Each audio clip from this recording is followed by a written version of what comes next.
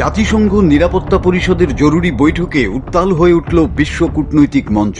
বৈঠকে ইরানের প্রতিনিধি আমির সাইদ ইরাভানিকে তীব্র ভাষায় আক্রমণ করেছেন ইসরায়েলের প্রতিনিধি ড্যানি ড্যানন। শুক্রবার নিরাপত্তা পরিষদের জরুরি অধিবেশনে ইরাভানি যখন আন্তর্জাতিক আইন রক্ষার আহ্বান জানিয়ে ইসরায়েলের বিরুদ্ধে অভিযোগ করেন, তখন ড্যানন তার বিরুদ্ধে ভিকটিম সাজার নাটক করার অভিযোগ তোলেন। ড্যাননের কথায়, মিস্টার ইরাভানি, আপনি ভিকটিম নন, আপনি কূটনীতিকও নন, আপনি এক নেকড়ে যিনি কূটনীতিকের মুখোশ পরে এসেছেন।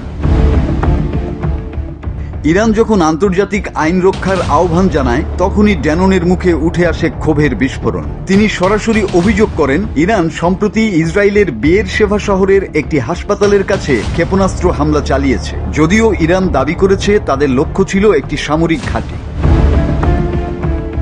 ড্যানন শুধু ইরানকেই নয়, বরং আন্তর্জাতিক সম্প্রদায়কেও সমালোচনা করে বলেন, আমরা আত্মরক্ষার জন্য কাউকে জবাবদিহি করি না, আমরা ইরানের পারমাণবিক স্থাপনায় হামলা চালানোর জন্য দুঃখ প্রকাশ করি না, আমরা হুমকি নিরসনের জন্য ক্ষমা চাই না, হুমকি রোধে যা যা করা দরকার আমরা তাই করব।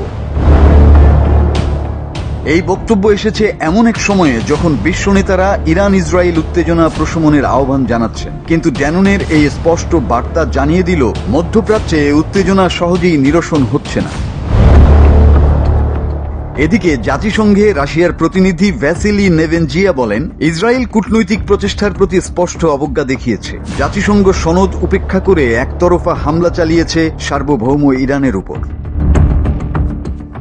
বিশ্বজুড়ে শঙ্কা বাড়ছে, কূটনৈতিক ভাষার মুখোশ খুলে যাচ্ছে ধীরে ধীরে। এই বিবৃতি এমন সময় এলো যখন বিশ্ব নেতারা ইসরায়েল ও ইরানকে উত্তেজনার হ্রাসে আহ্বান জানাচ্ছেন। তবে ইসরায়েল দূতের এই স্পষ্ট অবস্থান ইঙ্গিত দিচ্ছে পরিস্থিতি এখনো অতি উত্তেজনাপূর্ণ পর্যায়ে রয়েছে। এদিকে জাতিসংঘের নিরাপত্তা পরিষদে দেয়া বক্তৃতায় রাশিয়ার দূত ভ্যাসিলি নেভেনজিয়া বলেছেন, ইসরায়েল কূটনৈতিক প্রচেষ্টার প্রতি স্পষ্ট অবজ্ঞা দেখিয়েছে। শুধু তাই নয়, ইসরায়েল জাতিসংঘ সনদের প্রতি কোনো সম্মান না দেখিয়ে সার্বভৌম রাষ্ট্র ইরানের উপর একতরফাভাবে হামলা চালিয়েছে।